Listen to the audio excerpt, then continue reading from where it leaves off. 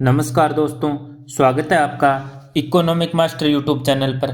आज हम बात करेंगे डेविड रिकार्डो के तुलनात्मक लागत के सिद्धांत के बारे में। सन 1817 में डेविड रिकार्डो ने the principle of political economy and taxation नामक पुस्तक लिखी।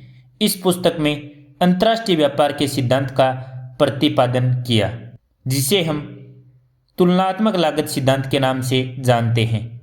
तुलनात्मक लागत सिद्धांत का आधार क्या रहा? रिकार्डो का मूल्य का श्रम का सिद्धांत।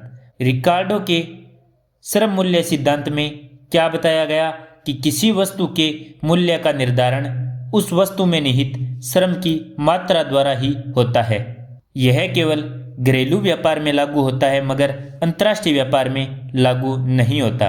क्योंकि राष्ट्रों के मध्य उत्पादन के साधन में श्रमिकों की अगतिशीलता उपलब्ध होती है। घरेलू व्यापार में क्या होता है? श्रम की गतिशीलता पाई जाती है।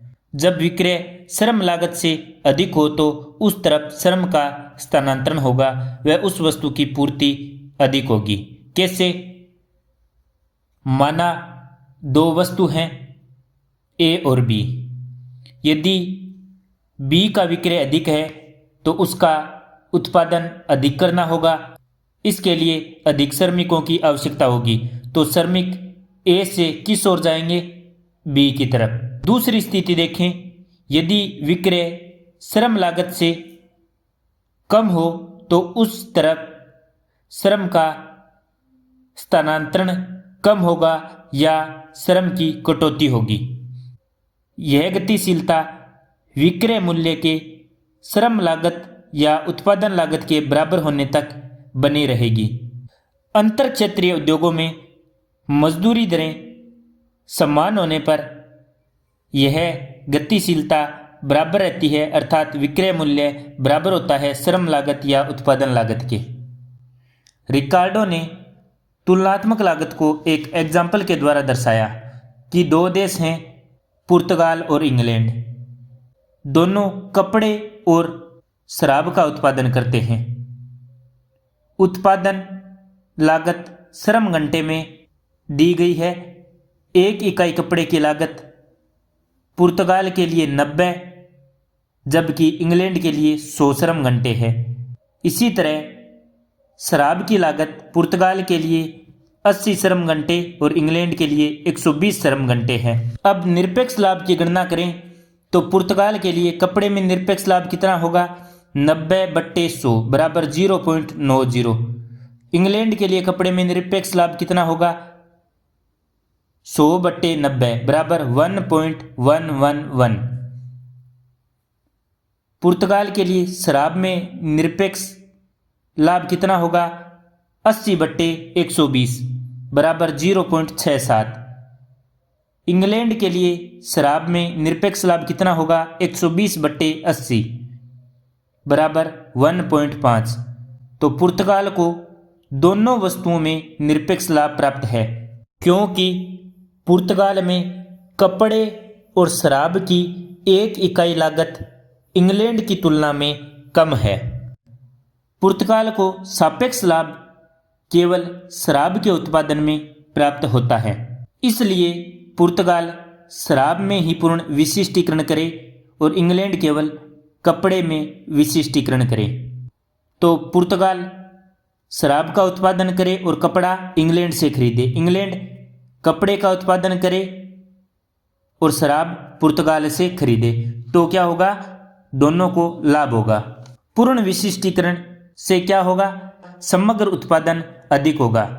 समग्र उत्पादन अधिक किस प्रकार से होगा, इसे चलिए हम समझते हैं। यदि पुर्तगाल एक कपड़े और एक शराब का उत्पादन करे तो कितने श्रम घंटे चाहिए? 170 श्रम घंटे। यदि केवल शराब का उत्पादन करे तो 1/80 इंटू 170 बराबर 2.125। केवल कपड़े का उत्पादन करे 1/90 इंटू 170 बराबर 1.8888। इसी तरह इंग्लैंड एक कपड़े और एक शराब के उत्पादन में 100 + 120 बराबर 220। केवल शराब का उत्पादन करे तब 1/80 120 इंटू 220 बराबर 1.833333 इस प्रकार से चलता जाएगा। केवल कपड़े का उत्पादन करें तो 1/100 इंटू 220 बराबर 2.2।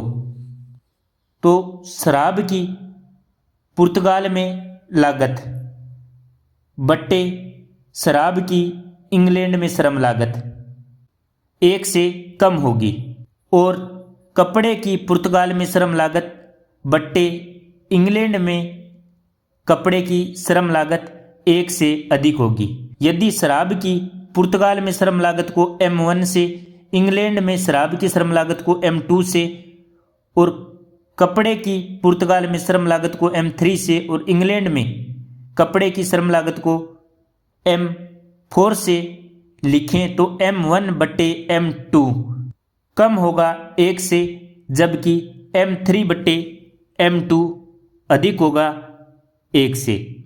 इस स्थिति में क्या होगा, पुर्तगाल को इंग्लैंड के ऊपर शराब में व इंग्लैंड को पुर्तगाल के ऊपर कपड़े में निरपेक्ष लाभ प्राप्त होगा। M1/M2 कम होगा M3/M4 से और M3/M4 कम होगा 1 से।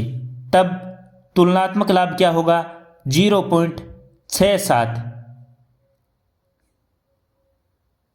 कम होगा 0.90 से और 0.90 कम होगा 1 से। तो इसे हम इस प्रकार से दर्शा सकते हैं, पुर्तगाल को दोनों वस्तुओं में निरपेक्ष लाभ प्राप्त होता है।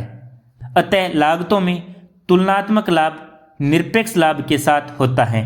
M1/M2 यदि M3/M4 के बराबर हो तो किसी को लाभ नहीं होगा। तुलनात्मक लाभ की स्थिति में विनिमय अनुपात, तो अंतर्राष्ट्रीय व्यापार में लाभ होगा जबकि घरेलू विनिमय अनुपात में लाभ नहीं प्राप्त होगा। रिकार्डो विनिमय अनुपात कहाँ होगा, इसका जवाब नहीं दे पाए। इसका जवाब किसने दिया, जॉन स्टुअर्ट मिल ने, यानी JS मिल ने अपने लागतों में तुलनात्मक लाभ के सिद्धांत तथा प्रतिपूर्ति मांग सिद्धांत में इसकी व्याख्या प्रस्तुत की। रिकार्डो के तुलनात्मक लाभ या लागत के सिद्धांत की मान्यताएं, श्रम ही उत्पादन का एकमात्र साधन है। उत्पादन के अन्य साधनों को श्रम इकाई में परिवर्तित किया जा सकता है। 2 नंबर, समस्त श्रम एक समान होता है। 3 नंबर, उत्पादन के साधन देश के अंदर पूर्ण रूप से गतिशील हैं किंतु 2 देशों के मध्य पूर्ण रूप से अगतिशील हैं। 4 नंबर, उत्पादन उत्पत्ति समता नियम के अंतर्गत होता है, अर्थात 2 वस्तुओं के मध्य लागत अनुपातों पर उत्पादन की मात्रा का कोई प्रभाव नहीं पड़ता। 5 नंबर, केवल 2 देशों और 2 वस्तुओं के मध्य व्यापार होने की कल्पना की गई है। 6 नंबर, परिवहन के लागतों की रिकार्डो ने उपेक्षा की। 7 नंबर, अंतर्राष्ट्रीय व्यापार पर किसी प्रकार का प्रतिबंध नहीं है। 8 नंबर, मुद्रा के अस्तित्व की उपेक्षा की गई और विभिन्न वस्तुओं के मूल्यों का निर्धारण वास्तविक लागत के रूप में किया जाता है। अब रिकार्डो के तुलनात्मक लाभ या लागत के सिद्धांत का रेखीय प्रदर्शन देखें तो रिकार्डो की मान्यता है कि उत्पादन का एकमात्र साधन श्रम है। समता का नियम क्रियाशील होता है, इसलिए उत्पादन फलन क्या होता है, रेखीय व समरूप होता है। हम यहाँ वस्तु A व वस्तु B का रेखीय प्रदर्शन देखते हैं। OX पर श्रम की मात्रा है, OY पर वस्तु दी गई है। OL2 श्रम की मात्रा पर OX2 वस्तु का तथा OL3 श्रम की मात्रा पर OX3 वस्तु का उत्पादन किया जाएगा। उत्पादन फलन क्या आएगा, OR। B वस्तु के लिए OL2 पर OY2 वस्तु का उत्पादन किया जाएगा और OL3 श्रम पर OY3 वस्तु का उत्पादन किया जाएगा और OT उत्पादन फलन होगा। अब हम A व B दोनों वस्तुओं को एक ही डायग्राम पर दर्शाते हैं। तो A वस्तु के उत्पादन को X के रूप में OX पर लेते हैं तथा B वस्तु के उत्पादन को OY पर Y के रूप में लेते हैं। तो OX1 वस्तु का उत्पादन करेंगे तो OY3 B वस्तु का उत्पादन होगा। A वस्तु का उत्पादन हम OX2 करेंगे तो B वस्तु का उत्पादन OY2 होगा, और यदि हम A वस्तु का उत्पादन OX3 करेंगे तो B वस्तु का उत्पादन OY1 होगा। इन सब से उत्पादन संभावना वक्र क्या प्राप्त होगा? AB, और DEF आदि विभिन्न उत्पादन संयोग हैं। एक अन्य उदाहरण से देखते हैं। भारत और बांग्लादेश के प्रति वर्ष उत्पादन इकाई है कपास और जूट की। भारत कपास की 150 इकाई और जूट की 100 इकाई उत्पादित करता है, जबकि बांग्लादेश कपास की 100 इकाई और जूट की 100 इकाई उत्पादित करता है। इसका हम वक्र बनाएं तो OX पर कपास और OY पर जूट लेते हैं। भारत प्रति श्रम वर्ष 150 इकाई कपास व 100 इकाई जूट का उत्पादन करता है। ये A बिंदु पर 100 इकाई जूट आ गई और B बिंदु पर 150 इकाई कपास आ गई। बांग्लादेश की A बिंदु पर 100 इकाई जूट आ गई और C बिंदु पर 100 इकाई कपास आ गई। तो भारत के लिए उत्पादन रेखा क्या होगी? AB, और बांग्लादेश के लिए AC। तो AB और AC क्या है? उत्पादन संभावना वक्र। और प्रभावशील व्यापार का क्षेत्र क्या होगा? ABC। ये पूरा प्रभावशील व्यापार का क्षेत्र होगा। यदि दोनों देश व्यापार के बाद प्राप्त लाभ को आधा आधा बांटना चाहें तो विनिमय की रेखा क्या होगी? AD। यदि बांग्लादेश P इकाई जूट का भारत को निर्यात करता है तो बदले में भारत PL इकाई कपास देगा। यदि बांग्लादेश OP इकाई जूट का उत्पादन छोड़ देता है और उसके बदले में कपास का उत्पादन करता है तो केवल PK इकाई कपास ही प्राप्त कर पाता है। इस प्रकार व्यापार के बाद KL इकाई कपास अधिक प्राप्त कर रहा है। इसी प्रकार भारत को भी LM इकाई कपास की बचत हो रही है। भारत और बांग्लादेश दोनों को बराबर लाभ हो रहा है। वास्तव में विनिमय रेखा या व्यापार शर्त प्रभावशील व्यापार क्षेत्र में कहाँ होगी, यह मांग की प्रतिपूरक शक्तियों पर निर्भर करता है। वास्तविक व्यापार शर्त का निर्धारण किस प्रकार होगा, इसका समाधान मील, मार्शल तथा एजवर्थ आदि ने देव वक्रों का प्रयोग करके प्रस्तुत किया।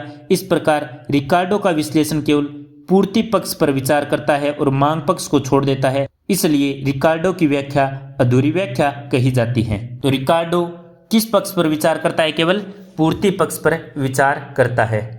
आशा करता हूं दोस्तों आपको रिकार्डो का तुलनात्मक लाभ का सिद्धांत या तुलनात्मक लागतों का सिद्धांत समझ में आ गया होगा। यदि कोई क्वेश्चन हो तो नीचे कमेंट में अवश्य बताएं। धन्यवाद। जय हिंद, जय भारत।